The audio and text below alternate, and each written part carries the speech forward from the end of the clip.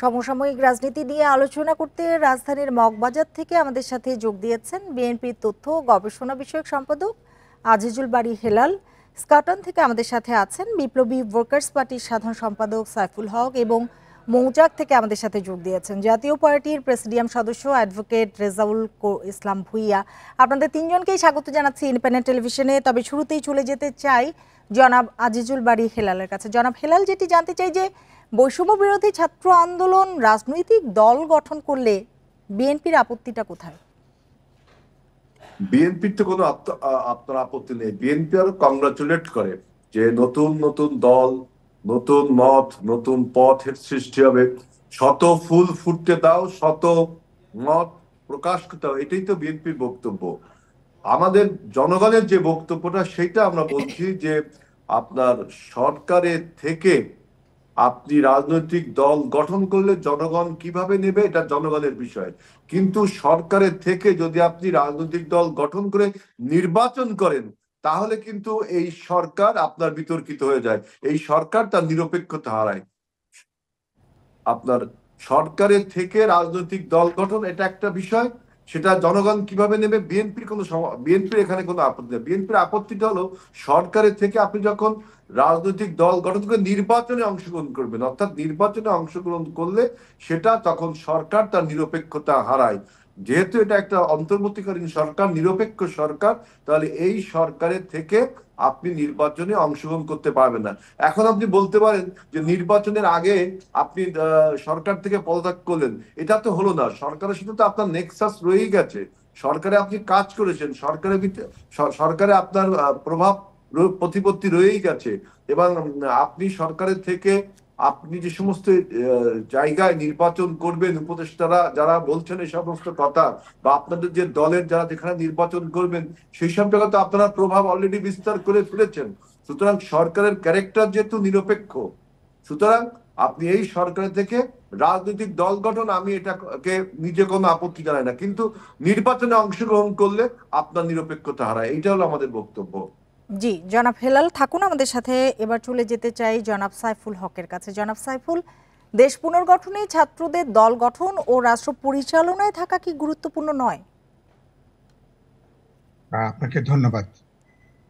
আমরা আমাদের তরুণ প্রজন্ম ছাত্ররা যারা এবারকার ছাত্র শ্রমিক গণ অভ্যুত্থানে যারা একটা গুরুত্বপূর্ণ ভূমিকা পালন করেছেন, তারা যদি রাজনৈতিক দল গঠন করতে চান, তারা যদি ভবিষ্যতে গণতান্ত্রিক অভিযাত্রায় সরকার বা রাষ্ট্র পরিচালনায় তারা যদি অংশ নিতে চান, তাদের প্রতিনিধিত্ব তারা যদি নিশ্চিত করতে চান, সেটাকে আমরা স্বাগত জানাই, সেটাকে আমি সাধুবাদ জানাতে চাই।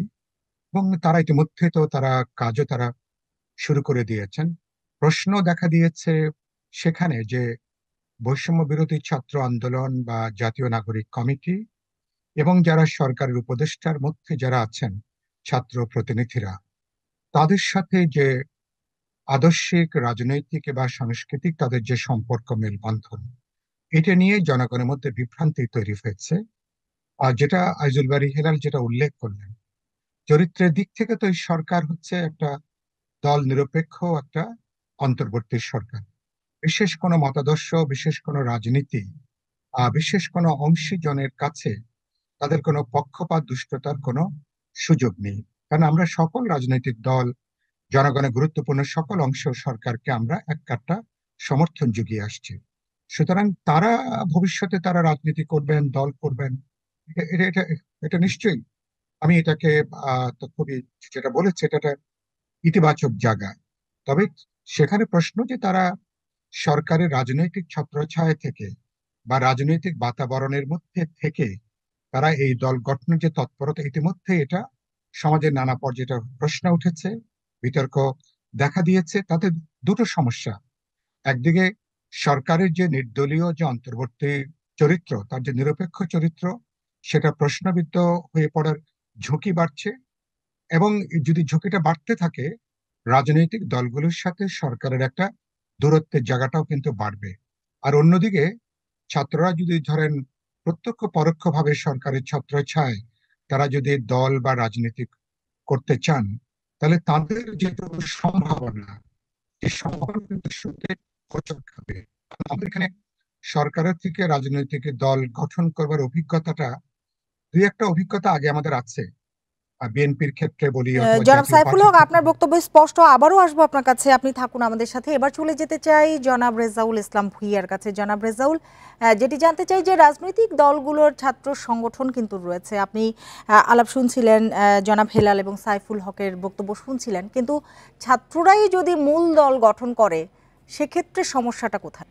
দুঃখিত, সংযুক্তি বিচ্ছিন্ন হয়ে গেছে, আমরা সংযুক্তি স্থাপনের চেষ্টা করছি। আমরা বরং চলে যেতে চাই জনাব হেলালের কাছে। জনাব হেলাল, যেটি জানতে চাই আপনার কাছে যে মুক্তিযুদ্ধ বিরোধীদের সঙ্গে কোনো আপোষ নয়, কিন্তু দেশের রাজনীতিতে সেই বাস্তবতা এখন কি রয়েছে, কি মনে হয় আপনার কাছে?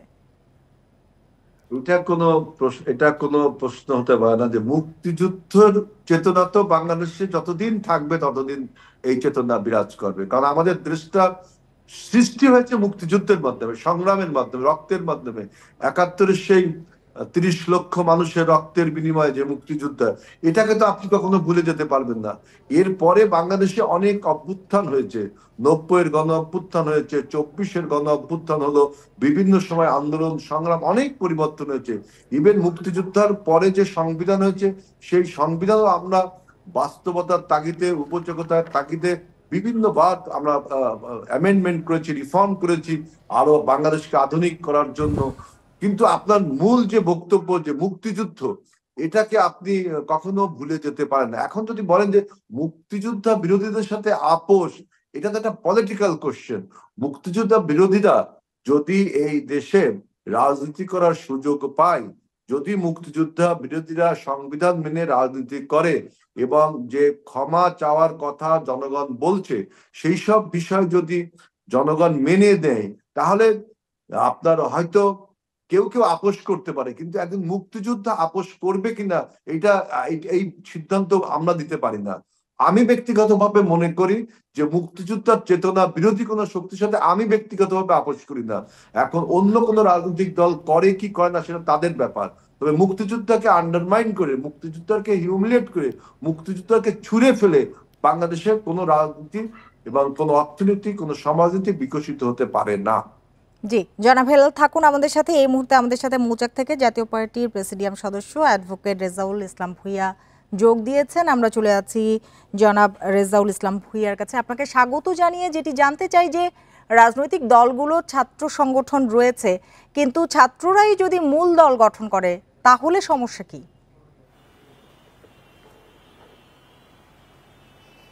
এক্ষেত্রে সমস্যার কোনো কারণ আছে বলে আমি মনে করি না। কারণ অতীতে আমরা দেখেছি যে ছাত্রদের মধ্য থেকে অনেক রাজনৈতিক দলের জন্ম হয়েছে, এবং আপনি দেখবেন যে জাসদের জন্মটা কিন্তু ছাত্র নেতৃবৃন্দ থেকে এসছে। প্রশ্ন হলো যে এরকম আরো অনেকে এসছে ছাত্র নেতৃবৃন্দ থেকে, নূরের দল এসছে, ছাত্রদের মধ্য থেকে আসাটা অস্বাভাবিক কিছু না। প্রশ্ন হলো যে সেই নতুন সংগঠন হতে পারে, বিভিন্নভাবে বিভিন্ন লোকজন রাজনৈতিক দল গঠন করতে পারে, কিন্তু সরকারের পৃষ্ঠপোষকতায় যদি কোনো রাজনৈতিক দল কোনো ছাত্ররা করে, তখনই প্রশ্ন আসে যে সামনে যে ত্রয়োদশ জাতীয় সংসদ নির্বাচন আছে, সেই নির্বাচন কোনোভাবে এই দল দ্বারা প্রভাবিত হয় কিনা। এইখানেই সংশয়, এখানেই প্রশ্ন, এবং এই কারণেই এই কিংস পার্টি নিয়ে মানুষের মধ্যে এত আলোচনা। মূলত ছাত্ররা নতুন দল করবে এই নিয়ে কারো মাথা ব্যথার কারণ নাই, কিন্তু যে জিনিসটার কারণে মাথা ব্যথার কারণ হয়ে দাঁড়িয়েছে সেটা হলো যে ছাত্ররা সরকারের পৃষ্ঠপোষকতায় একটি দল গঠন করছে, এবং এই সরকারের পৃষ্ঠপোষকতায় দল গঠন করার কারণে এই প্রশ্নের অবতারণা হচ্ছে যে সামনে যে নির্বাচন হওয়ার কথা, সেই নির্বাচনটা অবাধ, সুষ্ঠু, অংশগ্রহণমূলক এবং মানে সবার জন্য লেভেল প্লেইং ফিল্ড থাকবে কিনা। যদি সরকারের পৃষ্ঠপোষকতা কোনো দল, অন্তর্বর্তীকালীন সরকারের পৃষ্ঠপোষকতায় কোনো দল অংশগ্রহণ করে, সেই ক্ষেত্রে মানুষের মধ্যে, জনগণের মধ্যে একটা শঙ্কা জাগতে পারে যে অতীতের মতো আসলে প্রশ্নবিদ্ধ হয় সরকারের। আরেকটি বিষয় যে তরুণ যে প্রজন্ম, তরুণ প্রজন্মের কেউ কি মুক্তিযুদ্ধকে অস্বীকার করছে? তরুণ প্রজন্মের আমরা দেখছি কিছু কিছু ক্ষেত্রে যে মুক্তিযুদ্ধের চেতনা এবং একাত্তরকে নিয়ে নানা প্রশ্ন তুলছে।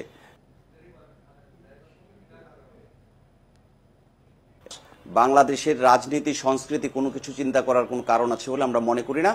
মহান মুক্তিযুদ্ধের মধ্য দিয়ে দেশ সৃষ্টি হয়েছে, আমরা একটা ভূখণ্ড পেয়েছি, পতাকা পেয়েছি, এবং আজকে আমরা যার যার অবস্থান থেকে কথা বলতে পারছি।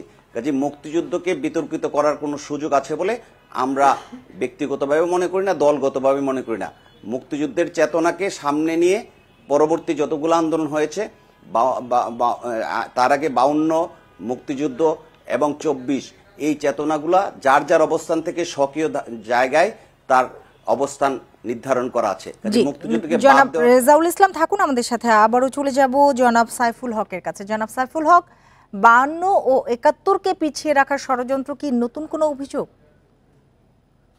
না, আমি কোনো ষড়যন্ত্র হচ্ছে এটা আমি দেখছি না। যেটা আপনার আপনার আপনার প্রশ্নটা খুব যথাযথ হয়েছে, এটা আমার কাছে মনে হয়নি।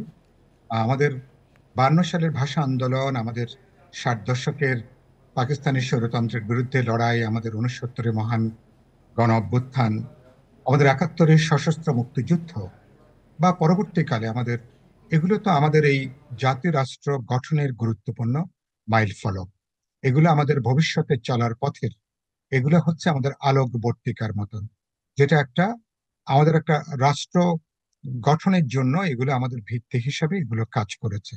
সুতরাং এটাকে যারা যদি কেউ পরোক্ষভাবেও প্রশ্নবিদ্ধ করতে চান, বিতর্কিত করতে চান, তিনি আসলে আমাদের এই যে ঐতিহ্য, আমাদের উত্তরাধিকার, আমাদের মুক্তিযুদ্ধ, তার আগে এবং পরবর্তীকালে আসলে বাস্তবে তিনি তার চেতনার বিরুদ্ধে তিনি অবস্থান গ্রহণ করবেন। এই চেতনার বিরুদ্ধে অবস্থান গ্রহণ করে বাংলাদেশের কারো পক্ষে প্রকার আসলে এখানে রাজনীতি করাটা এখানে সম্ভব না। সুতরাং আমরা 24-এর যে গণ অভ্যুত্থান, সেটা আমরা বলেছি যে আমাদের মুক্তিযুদ্ধের সাম্য, মানবিক মর্যাদা, যে সামাজিক ন্যায় বিচার, বাস্তবে তো সেটা 53-54 বছরে আমরা প্রতিষ্ঠা করতে পারিনি। যে আকাঙ্ক্ষাটা আমরা বাস্তবায়িত করতে পারিনি, স্বপ্নটা এক ধরনের দুঃস্বপ্নে পরিণত হয়েছিল, আশাটা হতাশায় পর্যবসিত হয়েছে।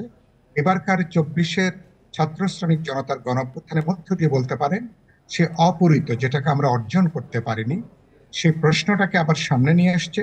সুতরাং মুক্তিযুদ্ধের ভিত্তিতে, তার চৈতন্যের ভিত্তিতে আমরা যে 90 সালে আমরা যে সামরিক স্বৈরতন্ত্র বিরোধী আন্দোলন, সেখানেও কিন্তু মুক্তিযুদ্ধের চৈতন্যটা বড় ভূমিকা পালন জনাব সাইফুল করেছে। হক, আপনার বক্তব্য স্পষ্ট, কিন্তু আমি যে প্রশ্নটি করেছিলাম সেটি আসলে আমার বক্তব্য না।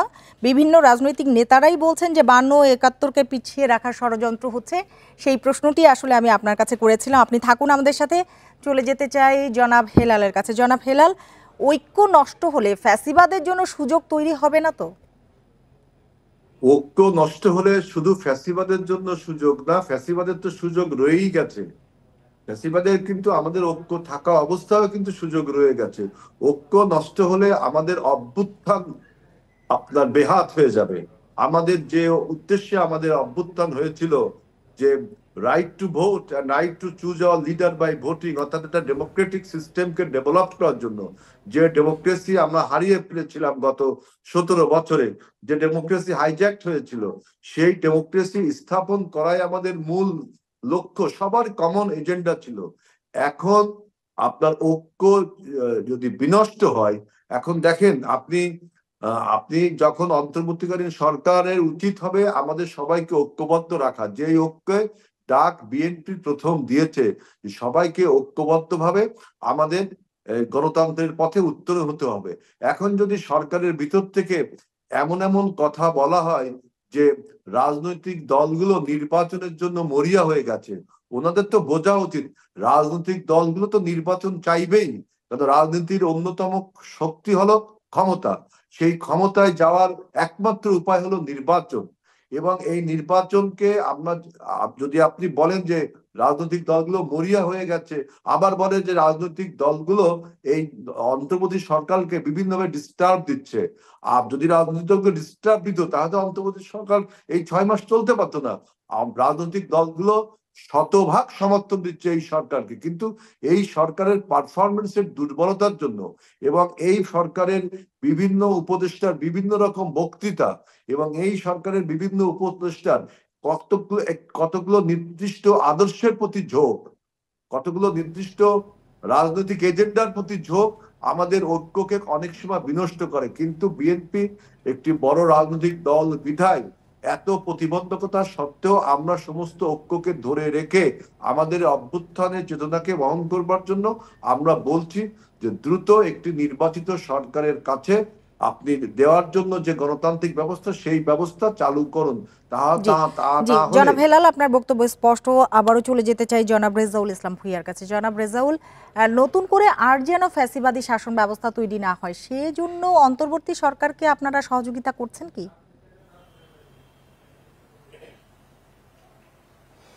আমরা তো প্রথম থেকে সহযোগিতা করছি এবং এই সরকারকে আমরা সমর্থন দিচ্ছি, কিন্তু একটা পর্যায়ে দেখা গেল যে জাতীয় পার্টির সহযোগিতা চাচ্ছে না, আমাদেরকে তাদের ইয়েতে ডাকা হয়নি। তারপরেও আমরা কিন্তু এই অন্তর্বর্তী সরকারের কার্যক্রমকে করছি। কিন্তু আজকে যে বেকার সমস্যা, দ্রব্যমূল্যের বাজার নিয়ন্ত্রণ নাই, আজকে অর্থনৈতিক অবস্থা খারাপ, আমরা বিরোধী দল হিসেবে সেই কথাগুলো বলতেই পারি এবং সেই কথাগুলা সহ্য করার মতো শক্তি থাকতে হবে তাদেরকে। সংস্কারের প্রশ্নে জাতীয় পার্টি একটা নির্দিষ্ট সময়ের কথা বলেছে, এটা অনন্তকাল চলবে সংস্কার, তারপরে নির্বাচন। যে বক্তব্য আজকে আসছে বিভিন্ন সরকার সমর্থিত লোকজনের পক্ষ থেকে, সরকারের পক্ষ থেকে, এই জিনিসটা তো একটা গণতান্ত্রিক দ্বারা রক্ষা করার জন্য এটা হতে পারে না। সংস্কার একটা নির্দিষ্ট পর্যায়ে হোক, গণতান্ত্রিক সরকার প্রতিষ্ঠিত হোক এবং গণতান্ত্রিক সরকার পরবর্তী সংস্কারকে এগিয়ে নিয়ে যাবে। সংস্কার কিন্তু সাময়িক একটা ব্যাপার না, এটা দীর্ঘমেয়াদী ব্যাপার।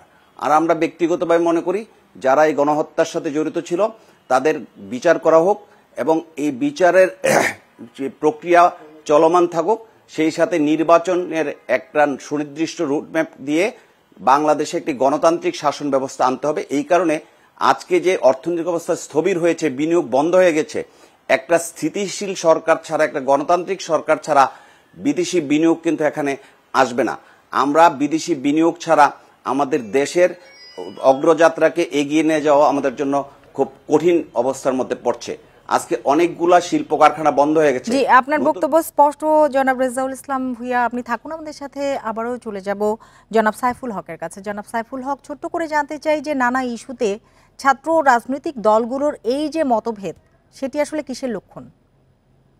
না, আমি মনে করি যে এই মতভেদটা যে খুবই হতে পারে না এরকম না, কারণ এখন 5.5 মাস 6 মাস পরে রাজনৈতিক দল, ছাত্র, তরুণ বা সমাজে নানা অংশের মধ্যে আদর্শের প্রশ্নে, রাজনীতির প্রশ্নে, এজেন্ডার প্রশ্নে, নির্বাচনকে কেন্দ্র করে নানা প্রশ্নে ভিন্নতা থাকতে পারে, বিতর্ক থাকতে পারে, আলাপ আলোচনা থাকতে পারে। এটা নিয়ে সবকিছু চলে গেল, হাই হাই করবার মতন কোনো পরিস্থিতি তৈরি হয়েছে এটা আমি মনে করি না। তবে একটা যেটা খুব গুরুত্বপূর্ণ, ভিন্নতার মধ্যে কিভাবে জাতীয় ঐক্যটাকে আমরা রক্ষা করতে পারি, আমাদের মধ্যে যে পলিটিক্যাল টলারেন্স, যেটা ভিন্ন মতকে সহ্য করা বা তার জন্য স্পেসটা তৈরি করা, আমি মনে করি সেটা খুবই গুরুত্বপূর্ণ। কারণ আমাদের এখানে সংস্কৃতির মধ্যে এই জায়গাটা হচ্ছে যে আমরা ছাত্র তরুণদের হয়তো অনেক বেশি আবেগের জায়গাটা আছে। আবেগটা অত্যন্ত, আমি মনে করি এটা খুবই ভালো, কোনো বড় পরিবর্তন আবেগ ছাড়া হয় না। কিন্তু শেষ পর্যন্ত রাষ্ট্র রাজনীতির ক্ষেত্রে আপনাকে ঠান্ডা মাথায়, আপনার যখন আপনি রাজনীতি নিয়ে, দল নিয়ে কথা বলবেন, বুঝতে পেরেছি জনাব সাইফুল হক। আমাদের হাতে একেবারেই সময় নেই, আমাকে শেষ করতেই হচ্ছে। আপনাকে অনেক ধন্যবাদ জনাব আজিজুল বাড়ি হেলাল, আপনাকেও অনেক ধন্যবাদ, এবং রেজাউল ইসলাম ভূঁইয়া, আপনাকেও অনেক ধন্যবাদ আমাদের সময় দেওয়ার জন্য, আমাদের সাথে যোগ দেওয়ার জন্য।